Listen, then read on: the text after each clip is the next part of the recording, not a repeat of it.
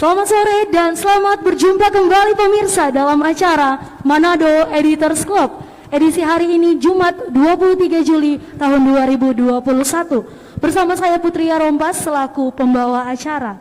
Dan baiklah pemirsa, pada kesempatan hari ini, edisi kali ini Manado Editors Club mengangkat topik terkait dengan target Sulawesi Utara di PON 20 Papua. Dan tentunya bersama dengan panelis yang ada saat ini, saya akan memperkenalkan moderator kita yang akan memandu jalannya diskusi kita di sore hari ini. Mari kita sambut dengan meriah Bung Haris van der Sloot. Kita berikan tepuk tangan. Oke, terima kasih Putri. Ya baik, selamat sore Bung Haris. Selamat sore Putri. Ya, apa kabar? Baik. Ya, tentunya Bung Haris sangat siap untuk memandu jalannya diskusi dalam Manado Editors Club kali ini. Dan pemirsa, kurang lebih 1 jam ke depan kita akan berdiskusi dan akan terbagi dalam 4 segmen. Untuk itu, jangan kemana-mana, tetap setia dalam acara Manado Editors Club. Dan langsung saja kita akan memulaikan diskusi kita dan saya serahkan kepada Bung Haris. Silakan. Oke, baik Putri. Terima kasih. Pemirsa dimanapun berada, Manado Editors Club. Dan topik yang kami bahas kali ini adalah mengenai target Sulawesi Utara di PON Pekan Olahraga Nasional ke-20 di Papua yang akan dilaksanakan pada bulan Oktober yang akan datang. Dan Sulawesi Utara sendiri telah menyiapkan saat ini sebanyak 122 atlet dengan 39 ofisial dan pelatih, dan mereka saat ini tengah menjalani pemusatan latihan di berbagai tempat, antara lain di Kota Tondano dan Kota Manado. Dan untuk keikutsertaan para atlet ini akan mengikuti sekitar 21 cabang olahraga yang dipertandingkan, maksud kami dari 37 cabang olahraga yang dipertandingkan pada PON di Papua. Dan kita ketahui bersama bahwa Presiden Joko Widodo telah berkomitmen bahwa pelaksanaan PON di Papua tetap akan dijadwalkan sesuai dengan jadwal yang telah ditetapkan, yaitu pada bulan Oktober, meskipun di masa pandemi ini. Dan ini merupakan satu kebangkitan bagi bangsa Indonesia dalam melawan COVID-19 untuk menyelenggarakan pelaksanaan PON di Papua. Baik, untuk membahas ini mengenai target Sulawesi Utara di PON 20 Papua, kami akan memperkenalkan para panelis akan menjawab ini, yaitu pertama kami perkenalkan Bung Kolonel Infantri Theo Kawatu selaku Ketua Harian KONI. Selamat malam Pak. Ya, terima kasih. Dan kedua, Pak Kimi Mamahit sebagai wartawan senior olahraga sekaligus pemimpin redaksi football. Selamat malam Pak Kimi. Oke. Dan ada Pak Kris Hombokau, pemerhati olahraga. Selamat malam. Ya, baik, dan para hadirin yang kami sapa di tempat ini. Jadi setelah ada pemaparan dari para panelis ini, kami memberikan kesempatan untuk memberikan pertanyaan kepada para panelis. Baik, untuk kesempatan yang pertama, kami akan serahkan ke Ketua Harian KONI Sulawesi Utara, Bung Kolonel Infantri Theo Kawatu. Pertanyaan kami adalah, Bung Theo, apa kira-kira strategi yang akan dilakukan kontingen Sulawesi Utara nanti di PON 20, dan rangsangan-rangsangan apa yang dilihat tentang persiapan PON Sulawesi Utara di Papua nanti? Silakan Pak Kris. Baik, terima kasih Bung Haris. Saya merasa terhormat sekali karena diundang di forum resmi ini. Tadi saya sampaikan ke Bung Haris, mohon maaf sebetulnya saya tidak pantas datang sini karena tadinya mau disampaikan mewakili cabang olahraga bridge. Tadi Sekum KONI sudah menyampaikan bahwa sayang PON kali ini cabang olahraga bridge tidak dipertandingkan karena itu hak dari tuan rumah cabang olahraga mana yang mereka laksanakan. Nah, tentu sebagai pemerhati olahraga bridge sangat mengharapkan keseriusan dari pengurus daerah, bukan hanya KONI saja. Karena target medali itu ada di cabang olahraga. Kalau KONI bilang 5 dan cabang olahraga tidak bekerja, itu percuma. Jadi menurut kami, contoh di BRIT selalu, karena sejak PON 73, BRIT selalu menyumbang emas buat Sulut. Dan terakhir, yang 2016, satu-satunya cabang olahraga hanya BRIT. Nah, mudah-mudahan semangat ini bisa terpatri kembali karena KONI Sulawesi Utara ini sudah ada pengurus baru di bawah kendali Bapak Wakil Gubernur Sulawesi Utara, Bapak Stephen Kando yang juga mantan Ketua Gapsi Sulut. Dan di sini juga Pak SK ini pengurus BRIT, Pak Jemi Mokolensang. Jadi saya kira mudah-mudahan dengan kepengurusan di bawah kepemimpinan Wagub dan Ketua Harian Pak Theo yang sudah mulai melaksanakan pemusatan latihan dan juga dijawab oleh cabang-cabang olahraga, maka ini akan menjadi potensi besar untuk mendulang medali. Memang kita bisa melihat prestasi cabang-cabang olahraga di 1 tahun terakhir ini. Nah, ini akan menjadi target cabang olahraga mana yang juara nasional. Nah, kalau itu sudah ada peta, maka ini akan menjadi kekuatan dari KONI Sulut.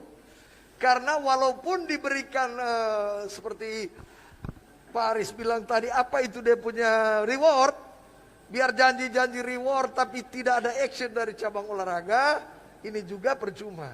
Jadi menurut pemerhati, saya sebagai pemerhati, mari cabang olahraga tunjukkan prestasimu. Dan atlet tunjukkan prestasi karena kalau dapat bonus, atlet yang dapat. Nah ini tanggapan pertama dulu. Terima kasih. Oke, baik Pak Kris. Pak Theo Kawatu sebagai dalam hal ini Bridge.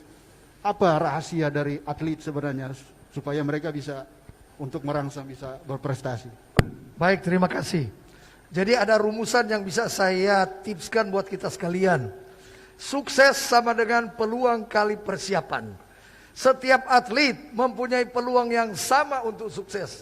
Tapi tidak semua atlet mempunyai persiapan yang sama untuk sukses. Jadi parameter yang menentukan di sini adalah persiapan. Persiapan ini tergantung dari waktu, tenaga, dan biaya. Nah, saya mengikuti perkembangan bahwa pemusatan latihan sudah 6 bulan. Nah, ini akan menjadi tolok ukur bagaimana prestasi di PON yang akan datang. PON nanti bulan Oktober. Apakah persiapan waktu ini sudah cukup? Yang kedua, tenaga. Nah, tenaga ini sudah menyangkut teknis dan non teknis. Jaga tuh kesehatan, jangan sampai di PON kau sakit. Jadi ini juga penting. Ya, saya sudah konsultasi dengan Pak Theo karena mereka semua dikonsultasi oleh tim medis, sehingga mereka punya kesehatan harus dijaga sampai PON yang akan datang. Kemudian biaya. Jadi biaya saya mendengar dari Sekum, mereka foodingnya bagus dan nantinya ada dapat seleri yang baik. Jadi ini tergantung atlet. Karena kunci daripada medali itu ada sama atlet. Jadi atlet, himbauan saya mulai dari sekarang, berlakulah seperti Anda sudah dapat medali emas. Nah, bagaimana mau dapat medali emas? Saya harus berdiri di depan, mengangkat bendera Sulawesi Utara, bahwa inilah saya. Nah, saya optimis apa yang sudah disampaikan oleh rekan-rekan wartawan, bahkan ada mantan atlet, pengurus di sini, semua optimis kita akan mendapat medali. Nah, ini juga pandangan saya bahwa dengan kerjasama yang baik dari pengurus, ini juga akan menjadi satu kekuatan kita. Terima kasih. Oke, untuk peran pelatih bagaimana? Tadi kan atlet. Jadi untuk peran pelatih, saya kira setiap pelatih sudah ada menu masing-masing. Seperti tadi saya sampaikan, waktu, tenaga, biaya. Jadi pelatih sudah tahu, dia mau meramu atlet ini bagaimana supaya dia dapat medali emas. Sebab saya dengar tadi ada cabang-cabang olahraga yang memang tolok ukurnya di Kejurnas sudah ada. Nah, mudah-mudahan ini mereka tidak turun dia punya top formnya pada PON. Dan yang lain yang mungkin belum, supaya mereka memacu bahwa kita juga bisa. Jadi saya kira pelatih juga walaupun dia hebat, Tapi kalau atlet juga tidak mendengar instruksi pelatih juga akan jadi masalah. Jadi pelatih, atlet, pengurus ini satu kesatuan yang tidak boleh terpisahkan. Demikian. Oke, baik Pak Kris Hombokau, dan kita masuk pada segmen yang berikut, segmen yang keempat. Tapi kita harus jeda. Pemirsa, pertanyaan lagi, Bung Haji? Oke, pertanyaan kedua dijawab oleh Bung Kris Hombokau, ditujukan untuk olahraga bridge. Apakah ada kejuaraan-kejuaraan seperti Hengki Lasut Cup berikut-berikut seperti apa? Baik, terima kasih. Jadi saat ini mungkin satu-satunya cabang olahraga yang aktif dalam kegiatan adalah bridge. Karena di saat pandemi COVID ini kita tidak face to face, justru bridge based online. Jadi pertandingan BBO hampir setiap hari ada secara nasional. Bahkan di Sulut untuk Tomohon lagi akan diadakan minggu depan. Nah, memang diharapkan ada peran untuk membangun semangat, ada kejuaraan, misalnya menghargai Pak Hengki Lasut sebagai Maestro Bridge yang sejak dia hidup sudah berkontribusi untuk Sulawesi Utara.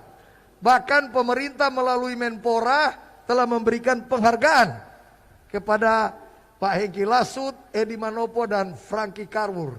Jadi 3 atlet Sulut itu sudah bergelar Master Gunya atau World Master. Nah, tapi saya mendapat informasi dari Pak Theo, PON 2024 bridge akan kembali dipertandingkan di Sumatera Utara dan Aceh.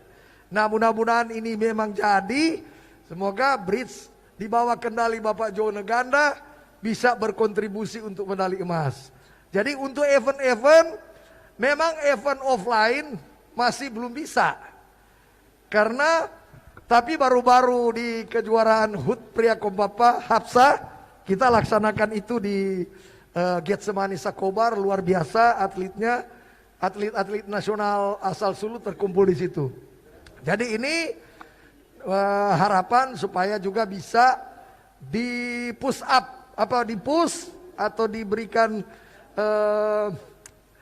himbauan kepada pengurus GAPSI Sulut untuk melalui KONI untuk adakan kejuaraan offline. Nah, karena persiapan seperti saya sampaikan tadi, persiapan itu menentukan atlet berprestasi.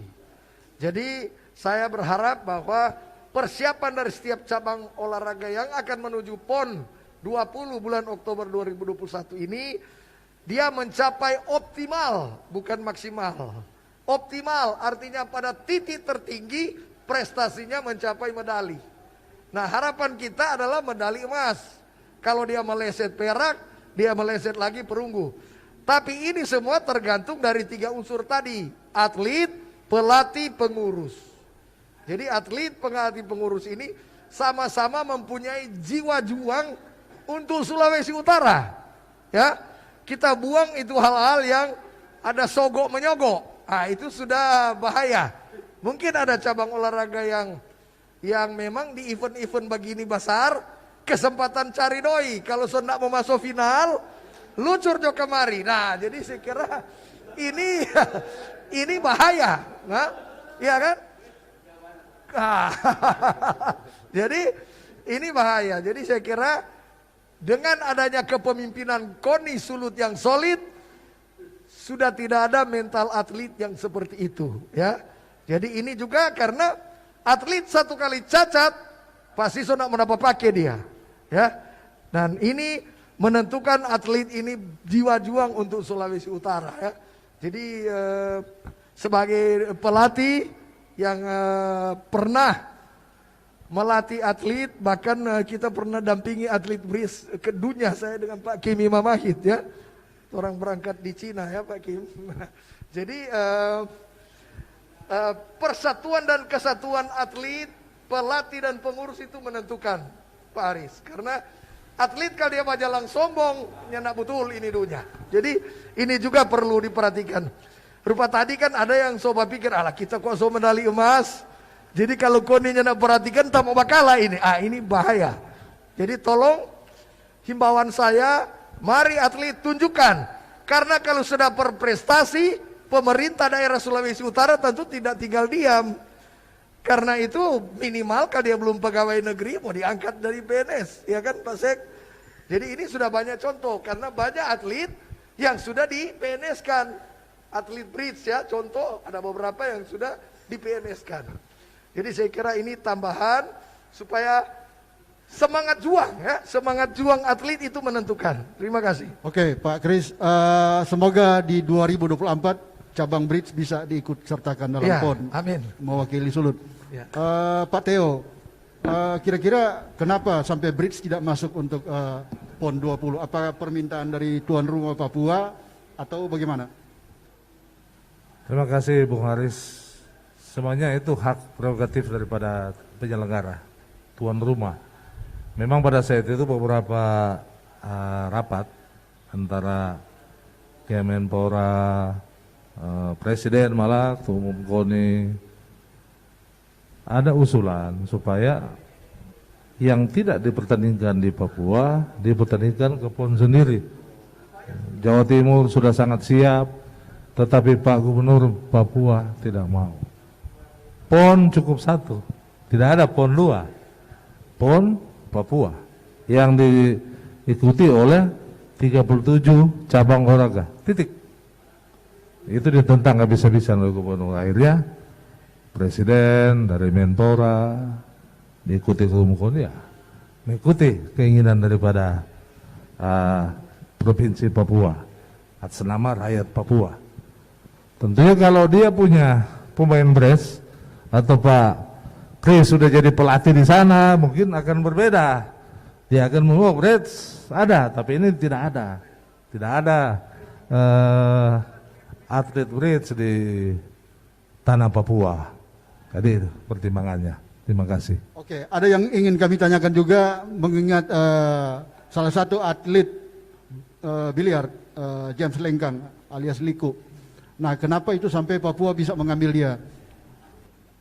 James Lengkang terakhir memperkuat Sulawesi Utara pada PON Kaltim.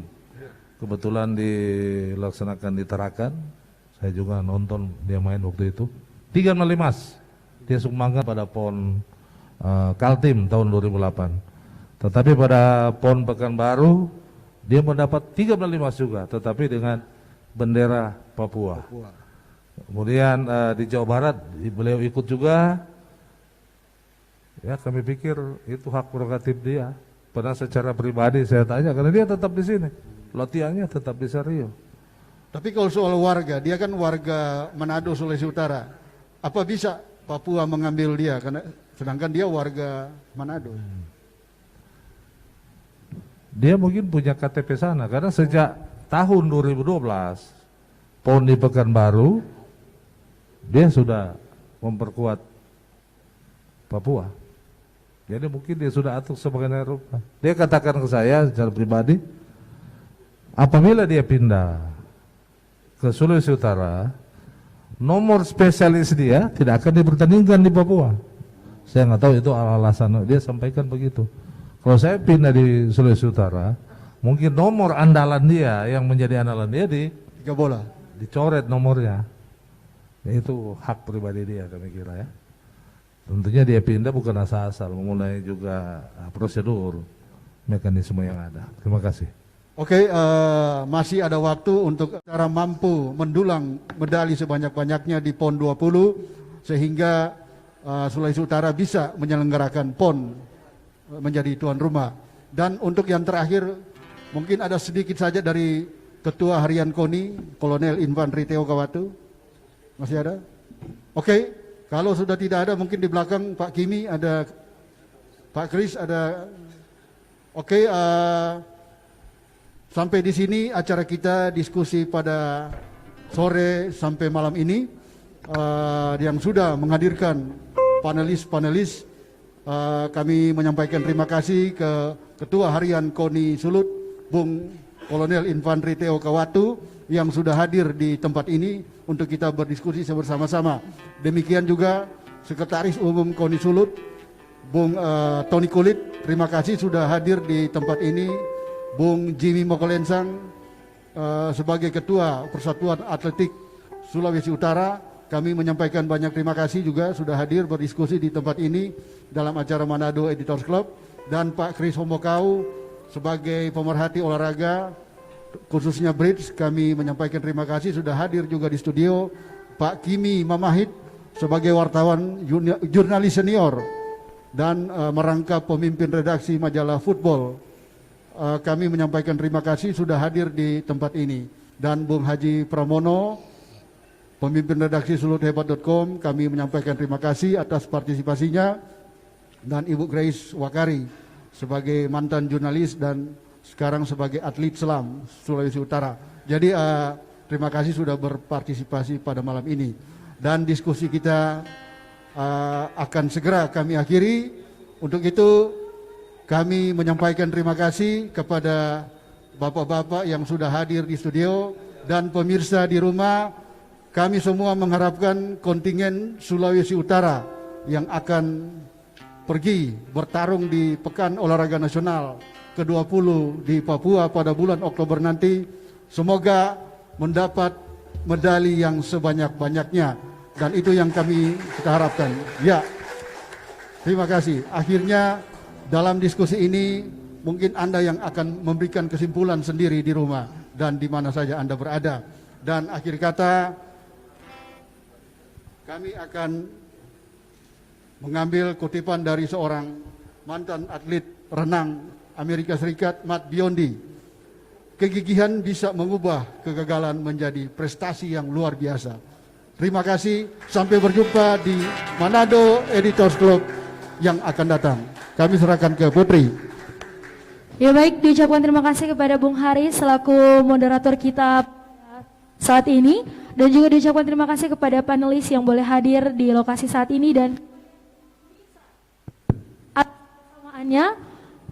Dan saya Putri Arompas mohon pamit undur diri, sampai berjumpa dalam acara Manado Editors Club selanjutnya.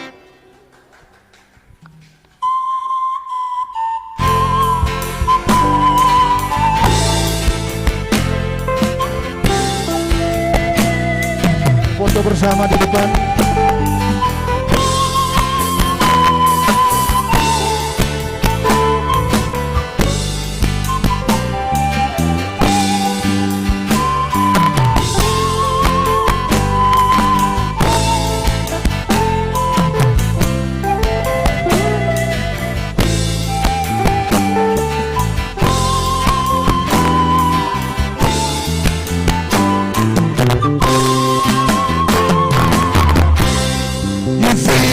My senses like a night in the forest.